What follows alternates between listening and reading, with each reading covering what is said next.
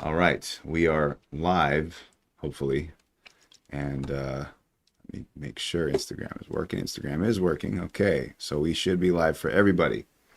I hope the camera views are okay. We had the perfect storm leading up to this, and we did have a third guest, but that didn't work, unfortunately. And so, sorry, Brittany.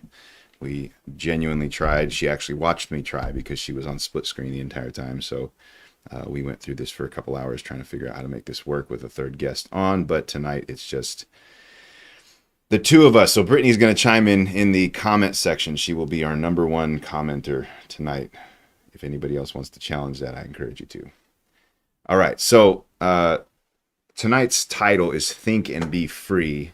And I was kind of inspired for this through a couple different events or thoughts. And I was reading the Bible with my daughters, and then I'm also listening to a book right now. And the book is actually about, it's called Chefs, Drugs, and Rock and Roll, and it's basically like the rise of like fine dining in the United States, and actually focuses a lot on California and like the kind of the hippie movement and stuff like that. And what's interesting about the book is that you had like a lot of like early on famous chefs in like the 60s and 70s that like blew up and just started these like major Michelin star restaurants and like did cooking in a really unorthodox way. And so what they did is they took like French methods and ethics and techniques to cooking that were like classic, and like to the French rule, you don't break these, you don't cross these lines, you don't mix these things together, you don't put sweet and savory in certain dishes. And like there was a lot of like, these are set in stone, and if you break these, you're a horrible chef.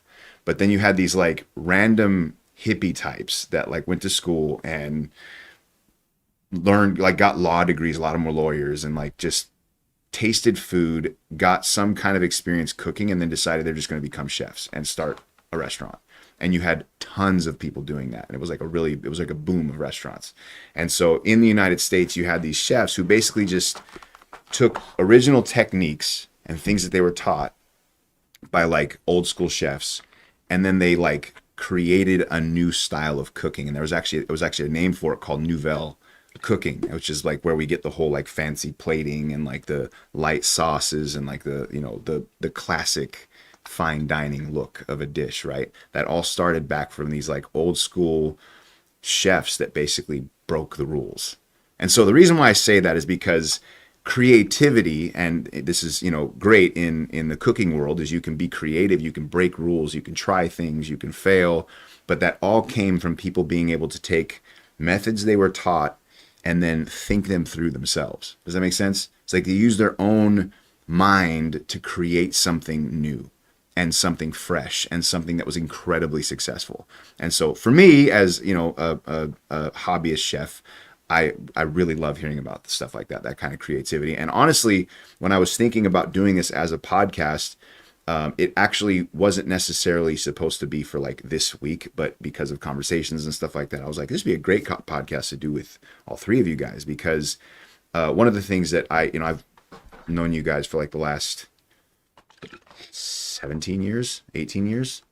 And you specifically, you three, Brittany included, and again, she's not on here, but for those of you that don't know, Clarissa is my wife. Brittany is her sister, who is in Indiana. She was going to remote in, and Elliot is their younger brother. And so we are all relatives. And so I've gotten to know you guys pretty intimately. And one of the things that has really impressed me, even early on, is that you guys have never been afraid to like just be who you are. And you've always been able to think for yourselves and have a critical mind towards decisions you make. You've never been one to just go with the flow or go with the crowd. And I know, and hopefully this will come out in the podcast, I know sometimes that can be that can meet opposition, and it can cause frustration, and it can lead you into decisions where you're trial and error, you're learning through failure and stuff like that. But at the same time, it's also giving you like a very sure place in your relationship with Jesus and as Christians. And so there's a scripture in Romans 12 verse 2, which is a very powerful scripture. In just this one verse, it says, do not be conformed to this world. That word conformed literally means to fashion alike or to conform to the same pattern. And I mean, it's really easy to tell. You just look at the world today, it's really easy to see that society, especially in the United States, is very conformist. Like they like, what's the popular vote? Okay, we're going to go with that. What's everybody saying? Let's just do that. And it's easy for people outside of, you know, well, people that don't think for themselves. It's easy for them to just say, well, this is the easy route to go. Let's just follow everybody else. And so you don't have a lot of creatives that are able to kind of break the mold and think for themselves. And when they do, it's interesting because you have people like Jordan Peterson, and you have like these other the names are escaping me, but podcasters and talk show hosts and stuff like that, who they were raised a certain way, but then they stopped at a certain point and just started going, this is just what makes sense. And they were able to use their own mind to live their life. Does that make sense? And so my kind of hope for this podcast is to kind of bring out the value in that and where that came from. That would be my first question is where did your willingness to be nonconformist come from? Where did you learn how to, or the value of being able to like think critically and think for yourselves? And so this is like a totally open forum. Like this is whoever has an answer right off the bat to just go for it. So you're asking where did we learn to think for ourselves? Yeah, exactly. Uh, I mean, while Elliot's thinking, I think right off the bat, starting from like when we were all very young when we moved to England. And so I think like right off the bat, we were never like one of the crowd in Liverpool. We were not Liverpudlian. We spoke differently. We were never really put in a position that we could like just kind of be one of the crowd because we were so different in so many different ways. Like we were American, we were Christians. You know, there were so many things about our lives. Like our parents never like let us like, you know, in Liverpool, especially during that time. I don't know how it is now, but like it was very big on like everybody wore the same kinds of shoes or the same kinds of like tracksuits and stuff. But our parents never really like indulged in that. They weren't going to spend all this money for us just to have like the name brand stuff. So I think like, you know, probably just to start off with, like I think our, you know, we started off like without being a part of the crowd. yeah. Yeah, I don't know. I'm going to be honest. I'm actually having some trouble with your statement about what you said as far as like kind of more the masses. I think it's more, and this isn't the conversation I think you probably wanted to get into, but I'll just kind of try to get through this quickly. Is I don't necessarily think that people don't think for themselves, is they just don't assign the mental bandwidth to a lot of decisions that we deemed important, right? So a lot of people have their preferences. A lot of people like, you know, and I don't think that's what you were saying, but what we deemed important to think for ourselves about, I don't know that we wanted to. I think what Clarissa's saying is right, is we were kind of put in a situation in our experience that was, we were forced to. And, you know, when your dad's the pastor of the church and the way that we were raised was, you know, we were raised, you know, without any apology of if what we did was stupid, we would certainly know about that. You know, it wasn't like, oh, they're kids. Yeah. You know, we were thrust into situations like we had to figure that out. And I think a lot of people are. I think it's just that generally most people don't tend to like deal with like moral issues or eternity or, you know, religion or any of those kinds of things are not things that anybody younger than 18 generally cares about a whole lot. It's usually just as much as like, hey, as long as you go to church on Christmas and Easter, maybe. So I think that's just where we started to think for ourselves off the bat was we were kind of forced to. I'm assuming you're speaking on like where we stand with God, our relationship with God, why we care about our relationship with I don't want to Jesus, like, right? I don't want to dissect like the problem of the masses to you know, to use your verbiage, but like, because we'll talk a little bit more about that in a minute. I'm mainly talking about like what set you guys apart individually. So, and you're actually saying it is that, so I mean, and correct me if I'm wrong, it sounds like you're saying you guys were thrust into a different value system right off the bat. So what you prioritize is important versus what a lot of people do at your age at that time, your formative years. Yeah. Probably weren't the same. And it was something too that we were like, that we quickly, I think, felt the value in too, though. Like, I mean, I remember when we got sent out, I was only 8 years old, and Pastor Warner clearly like pulled me out from just from being a part of my family even, and being like, God has called you to England as well, not just your parents. And so I think yes, we were thrust into this, way of thinking where we were kind of forced into a position where we weren't gonna think like everybody else, but it was something that we were able to really discover the value because of how we were brought up, and not only from our parents but from other leaders in our lives, and from the surrounding influences in our life. And it was something that was like it was a good thing. I that's kind of what I'm touching on is I'll speak for myself. I don't think I started to think for myself early on. I just thought on things for myself, so to speak, because of what the priorities were around around It's our the sphere of environment of how you influence. were Yeah. raised. There are people who's my dad's a 49ers fan, but I'm a Raiders fan. It's like people make those kinds of decisions all the time at 8, 9, 10 years old, right? If they go to school and they have a certain group of friends they get along with, and they start listening to a certain kind of music or get involved in various things that they deem interesting, that they were never. That's a new. I consider that the same thing. That it took a long time actually for me to start thinking for myself. Mm-hmm. I think, and even still, I don't think that I would say I think for myself in every single thing in my life. There's a lot of things and decisions and things that I'm into that were influenced by somebody else. Yeah. So I think influence is a really important topic Yeah. you guys are both bringing up here. That were like influencers from different people, and I think that like one of the observations that I've had. I mean,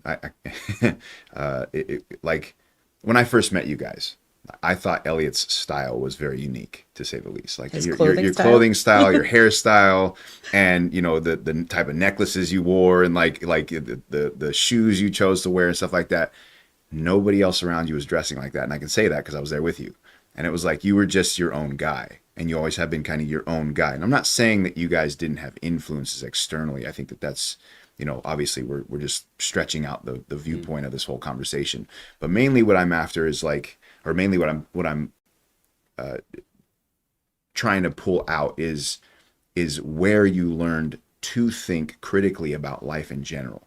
Because here's where the problem is, and we jump a little bit ahead, talking about the masses again, or just generally speaking. Obviously there's rules, or there's exceptions to all these rules that we're stating here, that there are a lot of people who just go with the flow, and there might be something in their conscience. Like for instance, growing up, I knew smoking was wrong, yet I still smoked.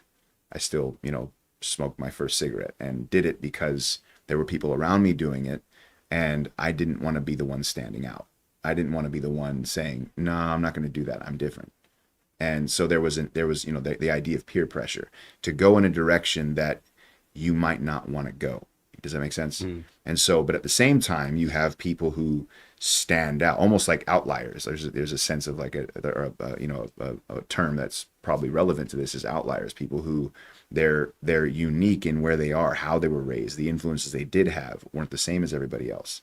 You know what I mean? And so you're talking about a value system that was created for you by other people. Pastor Warner, your dad, your mom, the kind of atmosphere you guys grew up in, which is obviously very unique as well. You guys growing up in Liverpool and being legitimately foreigners in a strange land. So you guys had that as like a natural outflow. We are not like everybody else. We're not even from here. And so it was kind of, almost might have been like an easy conversion into the idea of we have to learn how to make decisions on our own. Otherwise, we're going to be like them. And there's like a huge contrast between them. And so what are some other influences that kind of fed into that? You talked about external influences, like people that, even now that you don't necessarily think for yourself, you have external influences. Yeah, I guess just definitely over the last few years, I think of my life, that's where I've really realized I don't have anything original about my life. There's nothing, there's nothing unique about me as far as, what my, like you mentioned, the way I dress or what. These were all things I picked up from somebody else. Mm-hmm. There were some, hey, I like that too. I'm going to start doing that. Mm-hmm. It's just, these are, so. I mean, isn't that everything though? Like yeah, good and bad influences? Right. I think I just started realizing, unfortunately for me, a little bit too late or later than I would have liked, is I just learned the value that I'm a being that's influenced. and I just have to decide what's going to influence Yeah. me the most. And what started making those kinds of decisions is when I started being influenced negatively, so to speak. I just feel the pain and the consequences of indulging in whatever that was that I was influenced to do or be. So what about like some pushback that you guys might have experienced? Like what are some things that either in like a peer level or like leadership level or like, you know, people following you where you're, what are maybe some examples of like pushback or challenges you faced in trying to be, you know, different in a sense? I don't really know how else to say it. Is it other than just Can you thinking give an example? independently? So like, I can actually use one from my wife. The story you told me about you having a boyfriend or something like that, and I don't think you quite understood what was happening. But somebody was like, you got a boyfriend in school, and he gave you like a bracelet or something like that. Oh And my then gosh, when I you, was like 8 years old. yeah. Yeah. So it's just a good example. Just tell the story quickly, and then I'll pull out of it what I was aiming for. You had a boyfriend when you were 8? Well, no, I mean, You're so getting a spanking. it was, and it was official because he gave me a bracelet, and so we were Wow. officially boyfriend Wow. and girlfriend. At, and then I Mom brought and it Dad, home. are you hearing this? Well, that's where I got, and because then I brought it home, and I didn't even like, there was nothing in me that was like there was anything remotely wrong about this. And I remember showing my mom that I got this bracelet, and that means we were officially a boyfriend and girlfriend or something. I can't remember. And then my mom told my dad, and then my dad talked to me, and he kind of explained to me about, like, you know, the inappropriateness of having a boyfriend at 8 years old, and what a relationship is, and you know, and I remember actually that was kind of like a little special moment between me and my dad. He pulled out his guitar, and I don't remember the whole circumstances surrounding it, but he gave me like a testimony from when he first got saved, and a moment that God spoke to him, and it influenced this song that he showed me on his guitar and stuff. And then in that moment, I just remember being like, oh, okay, this is the way I want to go. I want to think like my dad. I want to be like my dad. My dad is like clearly on the right path here. Like, what he said was attractive and made me want to aspire to be more like that. So the next day I went to school, and I gave back the bracelet to the little boy, and he went off and cried, and I broke his heart. But I'm not quite sure what you're trying to pull from that so story. the reason why I remembered that is because it, like I said, she's young, right? And she's at a place where this is the flow, right? Boyfriends and girlfriends doesn't really mean much when you're 8 years old, Right. but the flow is taking you in a direction, and then you had to make a decision to say, I'm not going to do this. The influence came from your dad, and you took the bracelet off, gave it back to him. The reason why I remember the story is because you told me he was walking around like throwing his arms up, like, why? Yeah. Why? All dramatic. Yeah. But so All my friends were all mad at me for breaking his heart. exactly. So everybody was mad, and there's like this kickback, like, why aren't you being like what we want you to be like? And so does that make sense? Really, really elementary example, but what are some things maybe you experienced, or you make a decision, I got to live like this, and then there was like this kickback that says, no, what, be like this? I don't know. Maybe we were just like had Down syndrome or something. I don't know. I never had a problem with not being like everybody else. And I think Clarissa kind of really brought up a good point, that we were already so different because we were, not just because we were Christian, we were American. There's so many other things. Sorry, what I'm having a hard time is how anybody's going to see any value out of this that might be watching this. The only thing I can say is just we were raised, and something I was drilled into me when I was young is being liked by other people is not really that important. And somehow, I don't know why this would work this way, but the less I cared, the more I felt like I was liked. You know, So it's like it's interesting there's- though, because we were raised in the same house, and I think out of all three of us, though, like, I've cared the most about what other people think about me, like whether or not they've liked me. And I remember in my first middle school that I went to, I was very like, I wanted to be liked. And so I did try to conform in the best way I could by being insanely different from everybody else. I just tried to be like everybody else, and I wouldn't tell people I was a Christian. And so I was a preteen by then. And then I remember just being really miserable because I didn't feel like I had any really real friends because nobody even really knew who I was. And I knew because of the way we were raised that I wasn't acting right, that I was not being pleasing to God. And I wanted my life to be pleasing to God, but at the same time, I was under this like influence at school, wanting to be liked by everybody.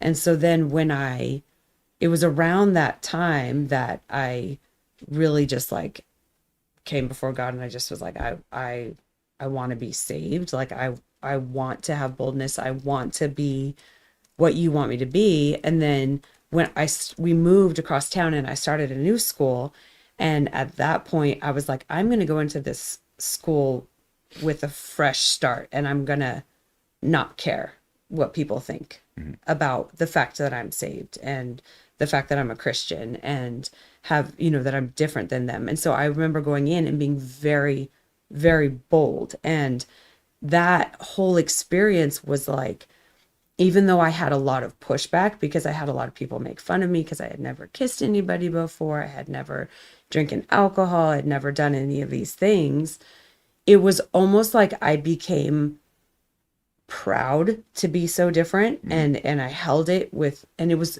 I started to see that, hey, people actually have a sense of admiration when you're like, no, I'm gonna be different and make a stand. And I actually saw more fruit out of that time by making a stand and being different. We started a Bible study in the school, people got saved in the school.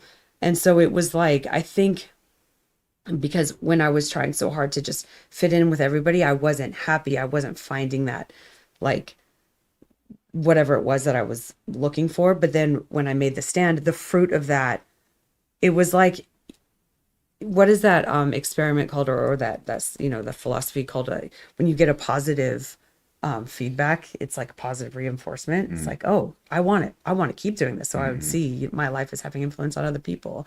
For starting this Bible study, people are getting saved. People are asking me questions about stuff, and I have a feeling of boldness. And so it was like that. It reinforced me wanting to be different and make a stand.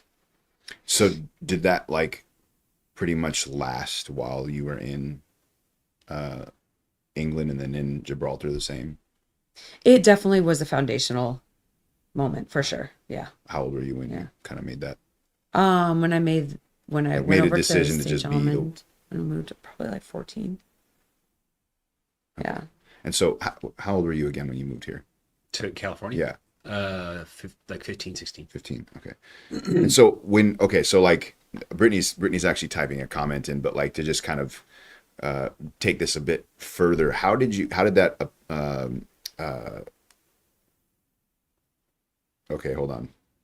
I'm gonna just okay, so Brittany's actually texting her comment in because I guess Instagram's being a bit complicated. So she said it's really appropriate that I'm the middle child because I feel like I was right in between Elliot and Clarissa. I hated being different so much. I hated being made fun of for having an American accent, for going to church, etc. But I knew I was going to be different.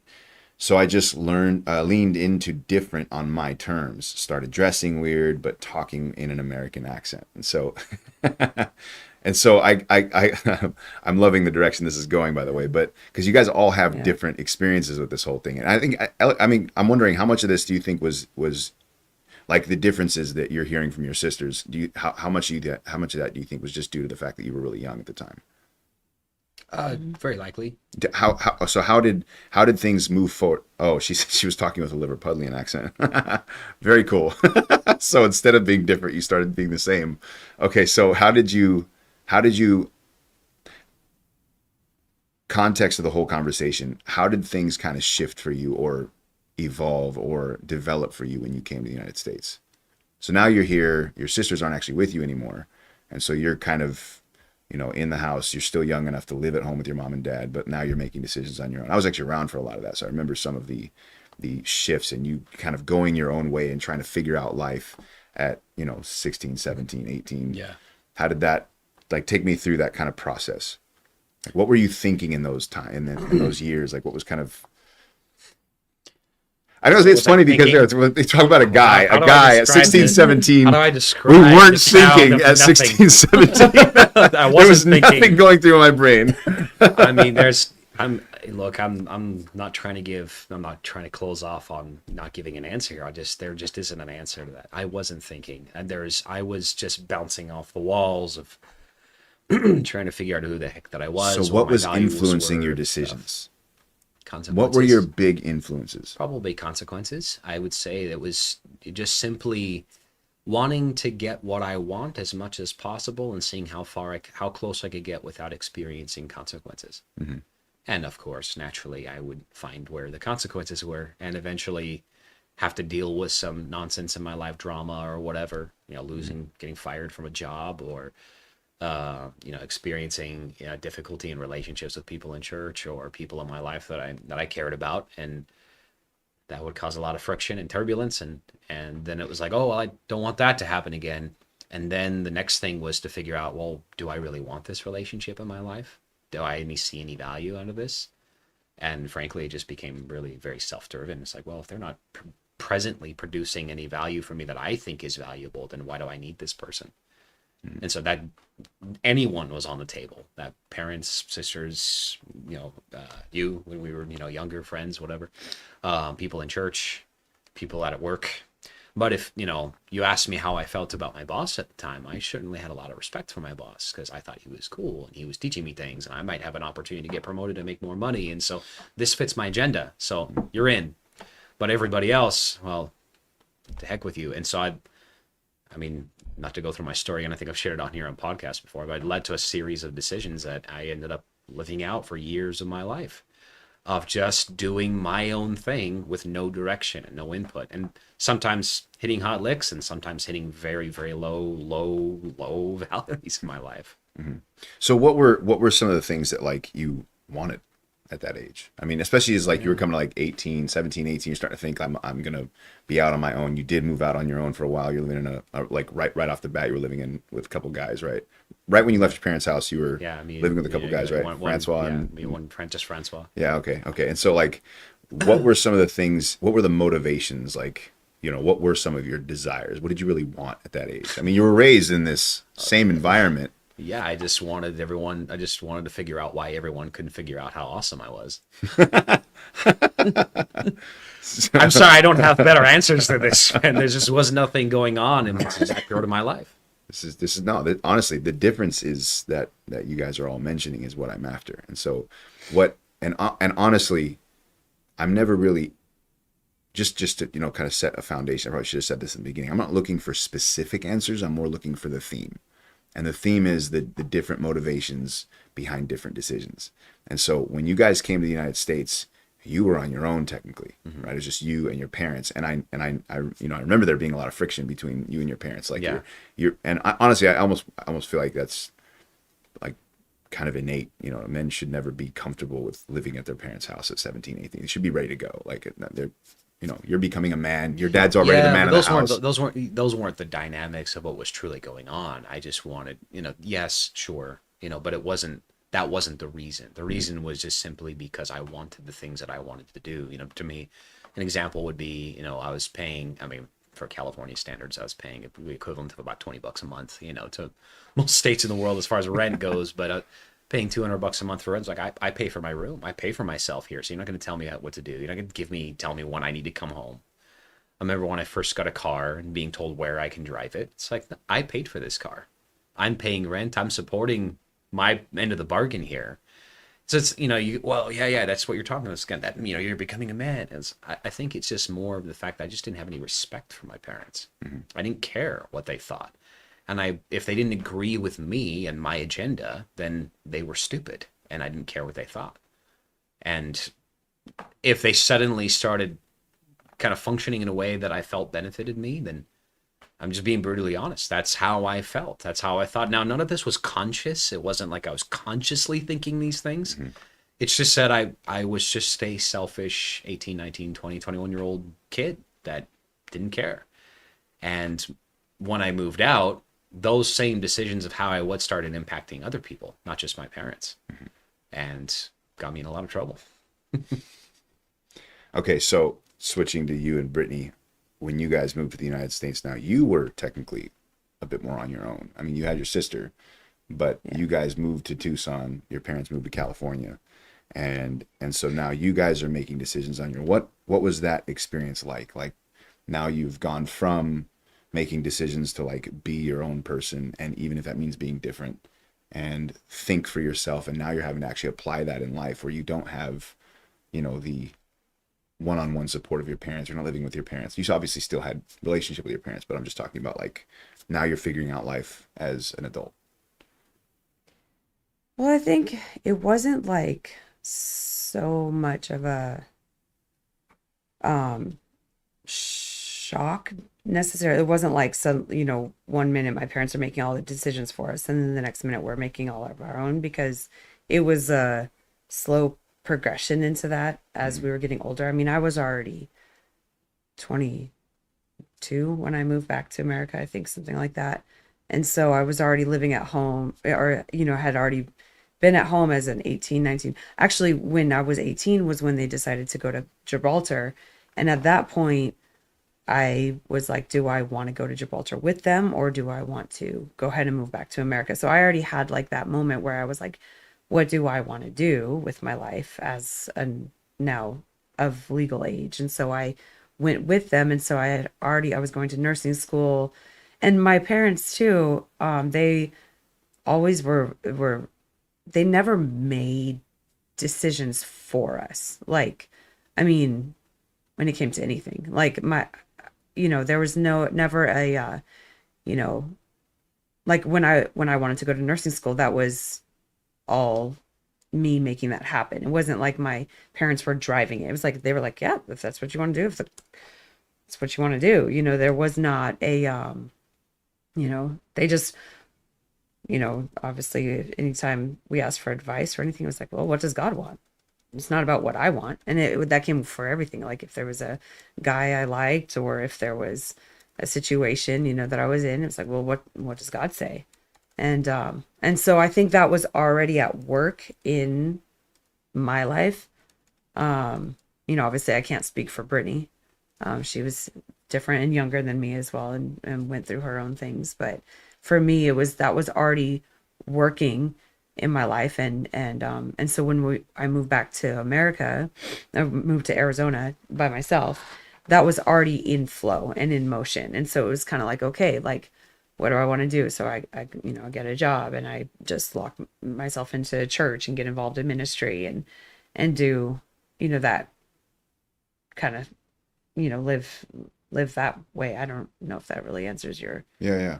question, but there was already a level of independence, because my dad never he never made decisions for us like growing up. And I think that was a huge influencing factor in in my life growing up. Was, even I would want him to tell me what to do, and Uh-huh. he wouldn't tell me what to do, because he's like, at the end of the day, you're the one who has to live with this decision. You have to live with the decisions you make, what job you have, what husband you marry, what you want to do with your life. I don't have to live with it. And I'm grateful now for that, because it taught me how to think and make decisions. Okay, like, am I willing to live with the consequences of this if this doesn't play out? And then as well, I couldn't go back and blame my dad if something didn't work out, for guiding me in the wrong way, or whatever. Okay, so you guys have both talked quite a bit about, influences, and you're more aiming towards the latter part of we'll say your later adult years, and things that you guys, and then you just talked into like, talked about how your dad didn't make decisions for you. What was the emphasis that your dad made that like really lasted? You kind of said it. I just want you to kind of. What does God have to say? uh Like, I have to hear from God. I have to learn how to hear from God on my own. And so this idea as well of like, you know, I can't make the decision for you because you're the one that has to live with the consequences. Mm-hmm. So when did that start being like a motivating factor in your decision making? Was that like really early on? Like right away, because there was no other option. Well, you mean when you moved out Like, or I mean, ever, I mean, well, when I was, a little bit younger, obviously my dad had, input into, if there was a guy I liked, to be like, well, have you considered this? Do you really want to end up in this situation? I see where this road could lead. And so he had more guidance, there. mm, Um, but I don't really know what you're asking. Like, no, when no, did it wasn't like a night and day. It was it's just a that's just learning. It how was a you guys were curve. raised Yeah, in general. it was a Okay, learning so process. Brittany's got another comment, and then I'm gonna jump back to Elliot for a second. Okay, so Brittany's saying I think I was always pretty opinionated. I never really had any basis for my opinion, but I think being raised by parents who had very strong beliefs and morals, it was almost a part of my personality. My dad definitely pushed us to think things through. He's a really deep thinker, and I wanted to be like that, but I was too lazy in my thinking. Once I moved out, I just went from copying my parents' thinking to copying Clarissa's thinking. I realized I needed to have reasons for the way I thought because I started making all the same mistakes that I had made when I was living in Europe, and realized that even though I had all these beliefs and ideas that I stood on, there was no strong foundation in me because I didn't actually understand why I believed what I believed. So you guys both are saying something very similar here, is that you were influenced by the way your dad thought and the fact that your dad made you guys think things through, right? So, Elliot, when did that kick in for you? Because it seems like, and correct me if I'm wrong, but like when you were younger, your decision making was like, I'm going to do what I want and then I'll figure things out as they go, instead of like thinking things through ahead of time, making decisions ahead of time. I can honestly say, you've definitely grown while you're in how, 30, 34?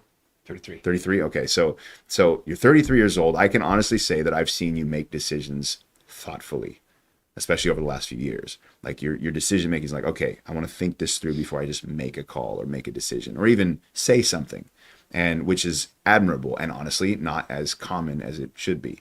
And so when did that start kicking in for you? What were the influences to that? Where I'm like, where you're thinking, instead of pushing this to the limit and then just dealing with the consequences as they come, I'm going to think this through and find out which consequences I might actually experience if I go down this road. What would be the reward in this road? Where did that influence start taking like effect in your own life? 'Cause it sounds like you guys were all raised with that same idea, right? Yeah, I know I keep coming back to this, but it's when I started realizing that some consequences are permanent, beyond the obvious. Hey, I want to see what it feels like to jump off a building.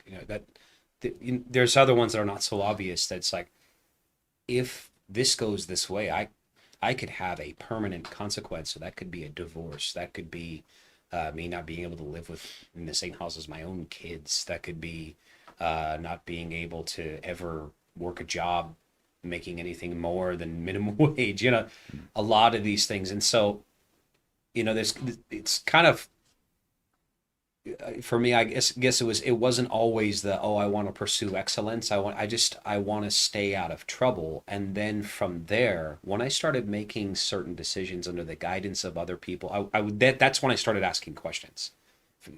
Actually, the only moment I could say that this started turning on was I read a book by Jocko Willing called Extreme Ownership. I was just like, I don't even know how I got the book. I don't know where I got it from.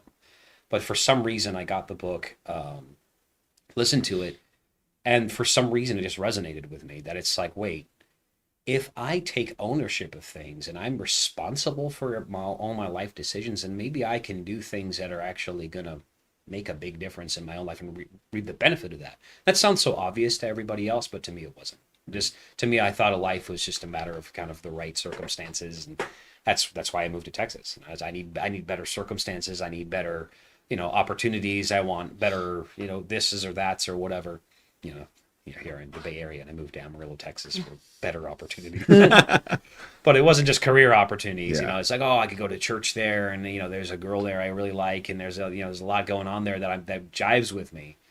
And that was the moment where I started realizing, when I started executing that and saying, when something would go wrong, I'd say, this went wrong because I did something wrong. And I think there were some people in my life that saw a moment to influence me positively, and thank God they did. there's two people specifically. There's one is an old boss that I'm still friends with that I actually just saw only a few weeks ago, my last time in Texas, and another person that was in the church there. That both of them started capitalizing on this. Like, you took responsibility for something. Now I can trust you with more. And all of a sudden, it's like, wait, that's all I had to do to earn some trust and maybe get in some favor with people I respect. I'm going to do that again. And then I started seeing the benefit in other people, in my peers, and in the church, and then in other things around me. So realizing, like, hey, this is having a good effect. I should do this more often. And starting to realize, I didn't even fully grasp what that even meant. What I was doing, it was just like, hey, if whatever something has gone wrong, if my job isn't doing well, or if I'm not performing well, or I'm not a good husband at the time I got married, started like, maybe I can influence this to change it for the better if I change.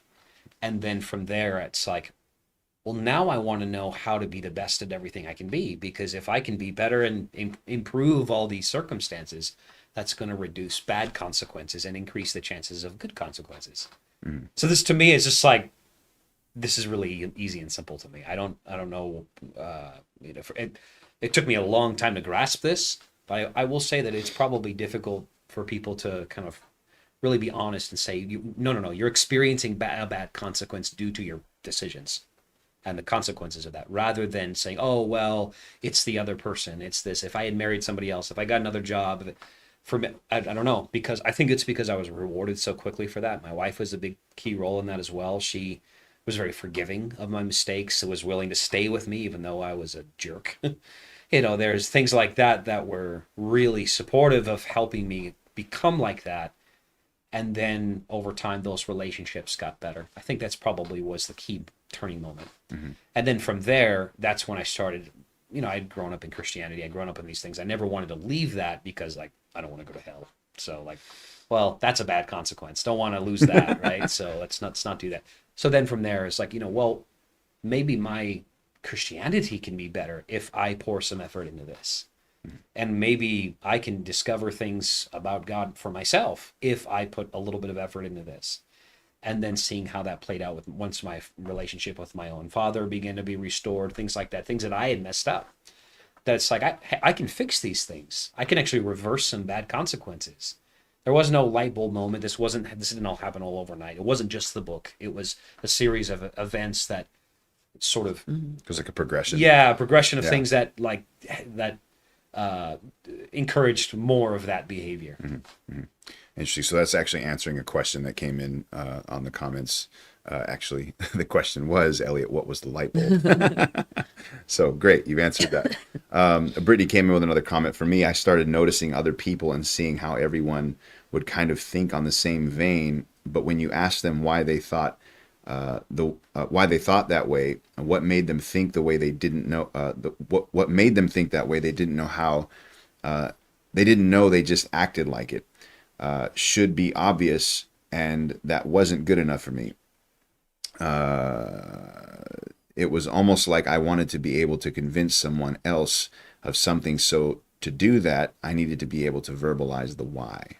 So asking the question why, that's a great segue into my next question for you guys. Is that how did this impact your personal decision to be a Christian? I know you guys were raised Christians, but like you talked about a progression that led you into, hey, I can apply this to Christianity and be, actually make decisions to actually have a better experience as a Christian. And, I know you guys made a lot of decisions early on, but to stick this out. I mean, it doesn't sound like you guys ever really struggled with, believing in God, but having a personal relationship with Jesus. How did this influence that?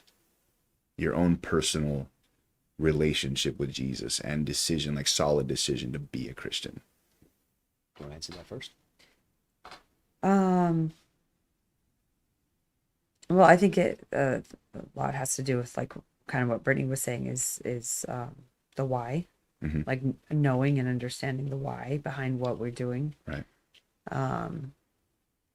and not wanting to be just yet another church kid that just kind of does and not really gets it, and then ends up leaving and backsliding or, you know, doing things their own way. I'm not really sure It's interesting how you're saying to. that because, and both of you are kind of pointing something out that like there were a lot of people who, this is funny actually, you could actually find yourself in that group if you think about it. You were doing a lot of the same things that Christians were doing, but you were just there.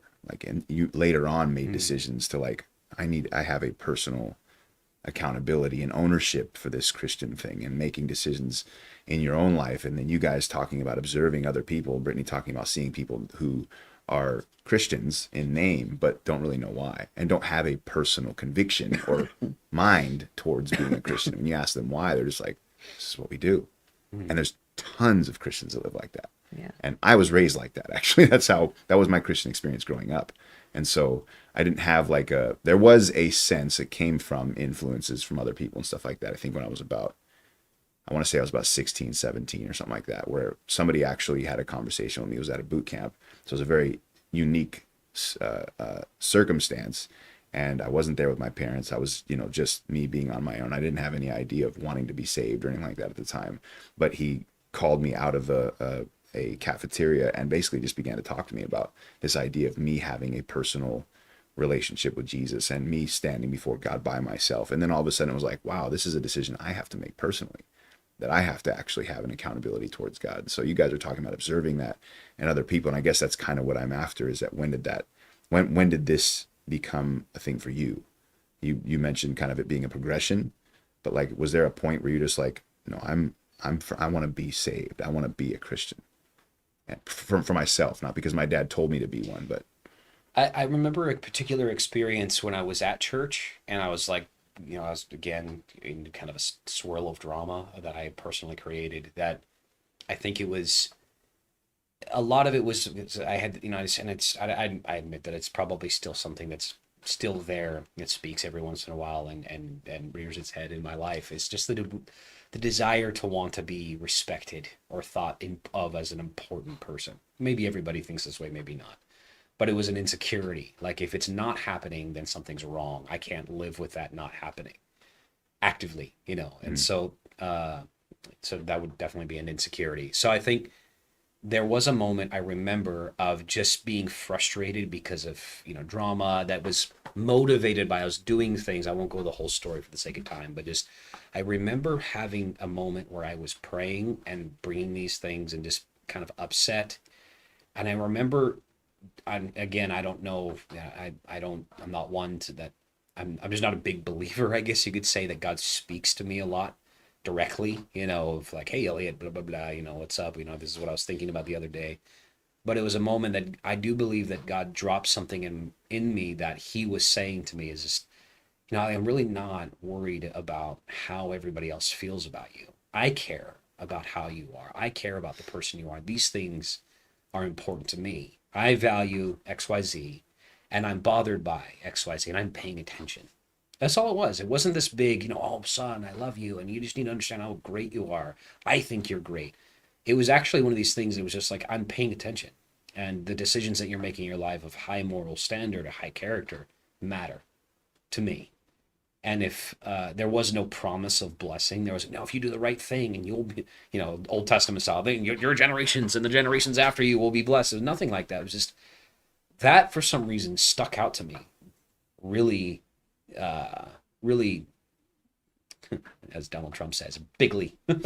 It was really, it was just a really big moment for me. And I remember just all of a sudden now, just the peace of not worrying about that, not worrying about what people think all the time, from the standpoint of not that I wanted them to like, I just wanted them to honor me and respect me. mm, And to think,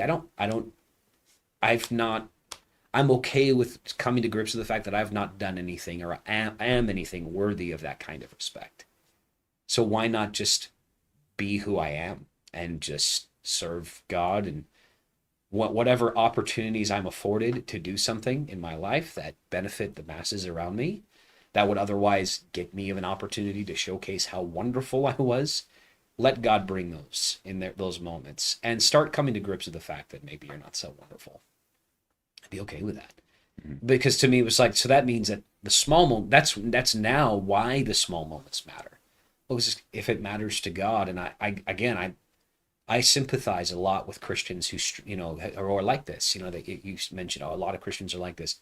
I get that. I understand that because they don't think anyone's watching. They don't think anyone cares. Well, that's what we do. Why? Well, because I don't want to face the bad consequences. I don't want, I don't want to go to hell, or I don't want to be, looked at as a bad Christian. Mhm. That's, and I know what that's like. And so when people are in those states and they function there like that, generally it's because they think nobody actually cares, that God actually doesn't really care about them. They're kind of a, they're the, when the Bible talks about the children of Israel, that's the closest they'll get in the picture, is the church of the church that they're in. They'll never be mentioned by name. They'll never be that God's really not paying any attention. But it was a moment there where the scriptures in the Bible that talk about how I will be judged before God by myself, how my life is, the fruit of my life is going to be evaluated by God, to think that I'm that actually make a ripple effect in God's time, that he would actually want to spend a little portion of eternity judging my life, makes me feel a lot more important than I used to before. Now, all of a sudden, everyone else, and I still, again, like I said, it's not gone away, but it's definitely not as loud as it was to want to demand the respect and honor of other people. It's just, now it's like, well, if I don't have it, that doesn't really mean anything. It doesn't change what I'm going to do in my own time or what kind of person I want to be, because God told me he cares and he's interested in that. For whatever reason that motivates him to do that, I don't know, but I just trust that he is. Mm-hmm. And I'm okay with that. I'm okay with not knowing. Yeah, that's very cool. I appreciate you answering it like that. Brittany texted. She said, in her response to this is, status quo I wasn't. wasn't reading fast enough. Yeah, she said, you don't read them right. You don't have the right inflection. I don't have the right inflection. She even commented. Oh, man. I sent a text. that was early on. Yeah. Good. She says, status quo wasn't good enough in our family, and so I never wanted to settle for just going to church. I don't have a specific moment in time where I decided that now I'm going to have a real relationship with God. It was this process of getting to know him and being put in positions where I needed to rely on him more and more. Through that, my desire to know God more grew and really never stopped growing. Very cool. And so, same answer for you. Copy paste. No. Yeah, no, I think, yeah, it's even, I mean, I'm always asking, like, am I doing what God wants me to do? Like, even just today, like, actually, me and Brittany were having a conversation about it. It's like, is my life producing what God wants it to produce? Am I doing what God has called me to do? Have I stopped doing what God has spoken to me about years ago? Do I need to pick that up, like practical things and implementing things and stuff? And it's like, it's something that's constantly on my mind, because I want my life to be pleasing to God. And like what Elliot said, I know God is there watching, and this has been something that has, like, exactly what Brittany says, it's implemented in our family from a young age. As status quo is never enough, and it was like I never wanted just to be just another church kid. And I remember specifically saying, like, I don't want to be another backslidden church kid, a kid that just grows up and then just decides to leave church because they want to follow the world. Like, I want my life to be pleasing to God, and sometimes there's that struggle between wanting what I want versus putting us down what I want and saying no to what I want for what God wants. But yeah, it's definitely something that is a progression and a growth. So what does that produce? Like, kind of my last question here, but what has that produced in your guys's thinking, worldview, freedom, comfort level? I don't really know the right word to use for this question, but like, what like underlying sense or confidence has that given you since you've started making decisions or have made that decision? Like, is there like a sense of, liberation? Is there like a do you feel like I'm at peace with this, or is it like still a struggle? I know you said things kind of come up here and there, but do you still feel like this? No, no, no, I don't want to lose this mindset that like I'm standing before God, or is it like, what kind of, what's like the I have a picture in my mind, and it's not a picture I'm going to explain because it's horrible, but I'm talking about like a common denominator now about all your decisions that you guys are making. And like I said, I've been able to observe this in all you guys, that like you come back to that. God, am I still pleasing you? Am I, what is that satisfying? Is that fulfilling? Is that, do you find yourself wanting to be like the world? Is there a conflict there at all? Uh, when you say the world, I'm assuming you mean to be like Not out of necessarily state with God. unsaved, What but do you just to, mean? to go back to being, hey, I'm just, we'll just go through the motions. I go to church. That's what we do. But no real personal conviction, no real sense of ownership of your own Christianity. Yeah, I guess this may this is a bit of a raw answer, but I don't have the time for that. I don't have a long life to live, and so I'm not going to waste my time playing games in church, to keep checking some sort of a box. I have more important things to do if that's what I'm going to spend my time doing. Now, maybe that speaks to how my personality is, but to me, it's like if I'm not going to take this seriously, I don't struggle with like, oh man, what would it be like if I could go out and go drinking with people and go drink alcohol or go smoke, take drugs or what, or maybe, I don't know, maybe a more positive thing is, I don't know, go link myself to some group of people who are going to change the world via some new product or something like that, and deciding I'm going to give my heart and soul into this, or go work multiple jobs. I don't know. Like, you fill in the blank with whatever pursuit of this world is. I guess I'm not super hell bent on any. I don't struggle with that, mainly because I guess I don't. I know that this is all going to end. My life is going to end. I'm here for a really short period of time. I'm already 33. It's like it's been 33 years I've been alive. I don't have. I'm about a third of the way through my life at best. It's like I just don't see that in my 40s and 50s and 60s. I'm not going to be able to do the things I did when I'm able to do in my 20s and 30s. And so to me, I don't have the time to screw around with one foot in and one foot out. If I decided I don't want to have a relationship with God anymore, then I'm going to tell God goodbye, and I'm just going to leave. I don't know. Why would I play games with that?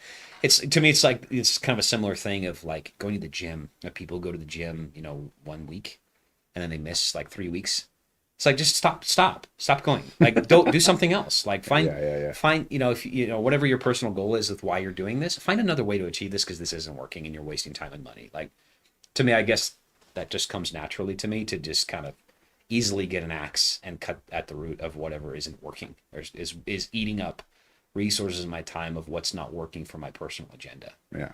But what has now taken over and consumed my personal agenda has been that I'm I'm really motivated by the fact that God's paying attention, and that every once in a while that somebody of his caliber, being God of the universe, that he's actually has a few moments in my life maybe where he was actually really, really proud of me, or really impressed with what a decision I made. Not because I didn't expect that. It was more of a thing like he made the right decision. And Mm-hmm. I'm glad for this, and I'm glad he made this. Now, if I make more of those, and I think I'm gonna see him one day. I'm gonna be in front of him for all of eternity. I just don't know that I want to jeopardize that. And that doesn't mean I don't make mistakes or make dumb decisions from time to time. It just means that I take this really seriously. Like this, he's gonna see me one day. Am I really gonna be able to look him in the eye? Even with a glorified body and the ability to see him and not die, right? All that, all that complication. But am I going to be able to do that and not be horribly ashamed of my life and what I have to show for how I lived my life? And, it's not like I'm, doing all these radical things for God, as much as just, am I really going to look at God and say, I lived everything subpar. I just don't know if I would rather, I think I would rather go to hell, actually, than have to face that for all of eternity. It's kind of equivalent to me of like, it would be like being in another relationship with another woman and my wife totally worrying about it all the time and me coming home and just like pretending that's not the case. Hey babe, so what do you think? Do you want to go on a date this week? Like I just couldn't get divorced, bro. Like, why are you doing this? Like, to me, it's just that's how black and white this is for me. That I don't have, any desire for that because I realize what the world, as we're calling it, is pursuing is not going to mean anything in eternity. It's not. There's no legacy behind that. There's no impact that's going to impact generations to help people make better decisions. My children are going to suffer the consequences of my bad decisions. My wife's going to suffer the bad consequences of my decisions. People that think that I'm anything in this world for whatever reason they do, if they follow my example, are going to suffer bad consequences for my decisions. And I don't know if I can live with that. Mm-hmm. I don't want to have to live with that. And so I guess that consequences thing has never really gone away.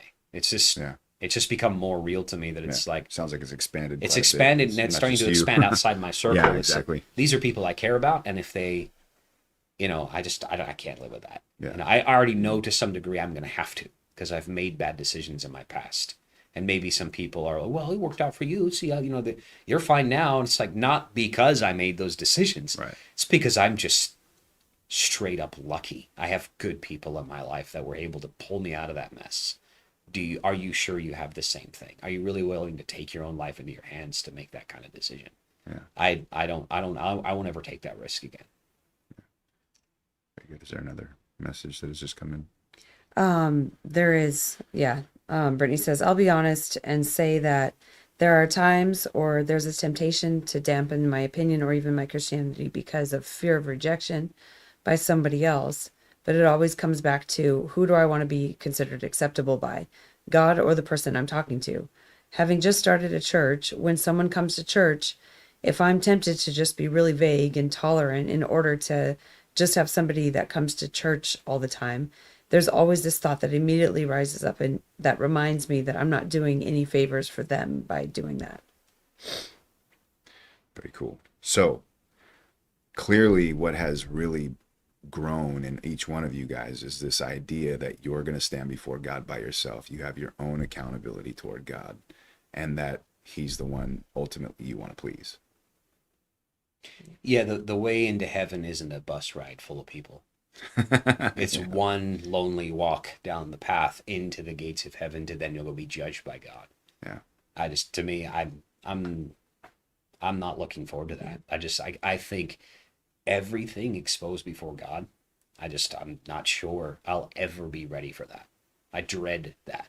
I appreciate and I respect people. Oh, I'm looking forward to the day. You know what? At the end, I look at this and think, I'm going to be immediately looking for Jesus because to me, it's like on my best days, I see that as me being the minimum expectation of what's going to be expected of me in eternity. And the only reason I'll still be standing there is because somebody had to, hey, it's okay. This knucklehead over here, had, about 10% worth of good days to his life. Here's the other 90% is redeemed by the blood of Jesus. And I'm grateful for that. But to me, it's like, if I could have at least pushed it to 15% or 20% or higher, I'm going to do everything I can to make up the time that I've lost by making bad decisions. Yeah. As my life, I just don't have the luxury or the privilege to play games. And again, there's a lot of things that I do for simply, I would say, a lack of understanding of what the consequences are going to be or how God truly feels about this or that. That fortunately, there are gracious moments where I have other people in my life to tell me that. And I have a Bible that tells me that. And I have peers that tell me that. And I realize that the more I stay close to them, the sharper I'll be. The better my chances will be of increasing that percentage. That I have better, more serviceable days to God and his kingdom. And so to me, I think that's the most important thing. I appreciate you guys being open to these answers. We are at time, and so we'll end there. I really do appreciate you guys joining. I'm sorry, Brittany, that I couldn't get you on. I'm sorry to listeners that are live and afterwards.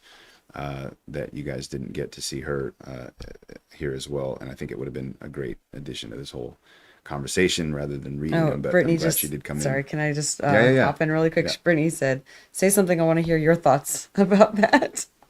I guess about Brittany, are you asking about this last question he asked? I think she wants to know my answer to your Oh, question go because ahead. Elliot Yeah. Okay. said Go and ahead. then her. And I mean, Elliot honestly like said it absolutely perfectly because my first immediate response when you asked that is if we would, your question was, would we want to go to the world? Like, is there Is there anything a this, conflict? is there a Is there? Yeah. conflict in Yeah. us? Yeah. And Elliot, I love what he said. Absolutely, completely elaborated on it. But like to sum it up, like I don't, I don't want to take my life in my own hands and just walk away and do. I could like there's decisions we can make that that I can make that'd be like what my way. I'm gonna do this my way now. God's not moving fast enough, or whatever. But it's like I don't want to do that. I don't want to. I don't want to take my life in my own hands because then I'll lose the hand of God in my life. I'll lose the blessing, the favor, the direction, like, and then my life is just at risk, exposed to the elements and exposed to whatever life and the demonic will throw at it. And I've seen enough people have their lives completely blown up by Yeah. living that way that I don't even want to. It's not even attractive. It's not even a thought that I would want to like try. It's like, ooh. And so those thoughts will cross in like, oh, what if I just, what if I just push my way here? It's like, oh, no, no, no. Don't do that. Stay away.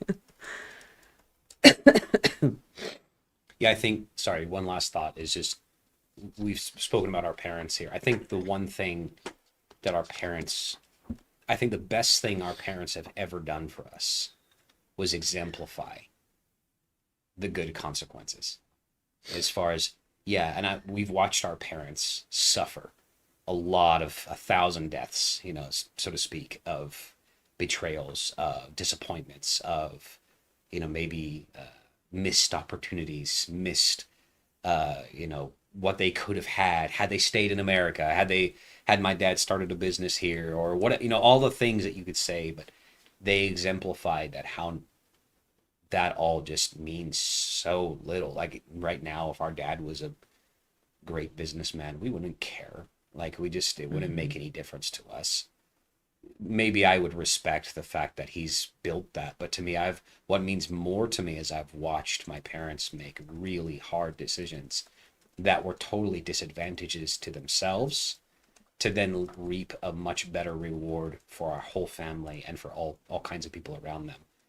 And then I'd say the second best thing they did is they did a great job illustrating it clearly to us that when other people we all loved and cared about, people that went to our church, people that were close to us, when they would make a bad decision, they did a great job. And don't be like them. It wasn't like that. They would show and they would explain it and they would talk about it. And it's not in a gossiping way. They would explain it's like the reason why people are doing this is because they're chasing after their own desires and they think this is going to turn out good. Yeah. But it's going to hurt them in the end.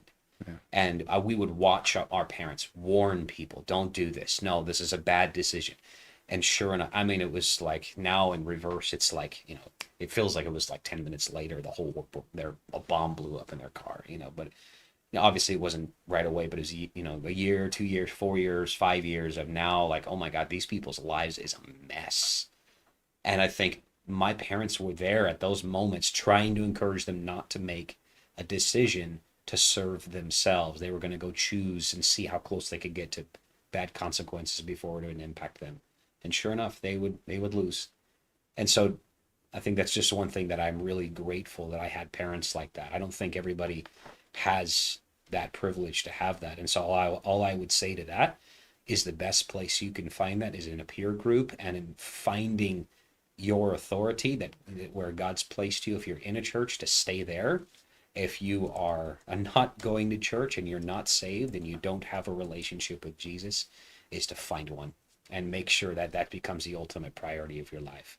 Or you will go spinning around, bouncing off of consequences for the rest of your life, hitting a hot lick here and then hitting a low here and a hot lick here and a low here. And you'll just end up living out whatever all those consequences are.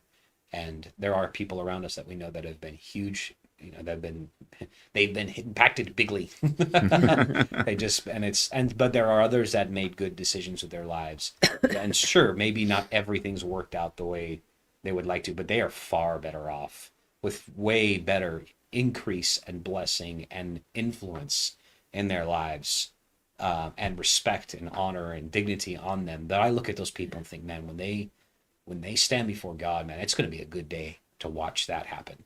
I'm going to have a proud moment. Think, man, I saw them. I could be a testimony. Yes, I saw this person and I saw how they lived. They influenced me for good. They made hard decisions for their own lives. And I think that's what all that's going to matter when we're in eternity. Very cool. Okay. Any last closing thoughts? This has been fun. I like this conversation. Again, I genuinely appreciate you guys joining. It was Miss you, Brittany. it was a fun. I'm actually Yeah, you're watching gonna have to get Can't Brittany on by remember that. herself now, so she can have her Just to moment make up for to it. talk and share her thoughts. Brittany does have a lot to share. Her Yes. and Anthony and all the things that they've experienced and all this now what God's doing in their lives. And this has been really cool to watch, them work through all of the difficulties of moving to Indianapolis and dealing with sicknesses and doctors and stuff like that, and now still be in the will of God for their lives. It's really cool. I think it would be a great opportunity for everyone to hear what they've accomplished. I'll take that suggestion. All right. Well, that is it for tonight. It's 8:11. We'll let everybody go. Look at that. I lost my scene. We do always invite folks to come back every Tuesday night. We do this on at 7 o'clock. Pastor Ford is usually the one here. He's out of town in Japan right now. And so I asked Brittany and Elliot and Clarissa to join tonight. And I really genuinely appreciate you guys taking the time to be a part of this tonight. So we'll be here again next week. You take a look at our YouTube page, our website, find out more about us. And there's tons of resources. We record everything. We leave everything on YouTube. This is not a monetized channel. We're here strictly to be a help and a resource to you. So thanks for joining, and hope you can join again next week. And that's it for the night.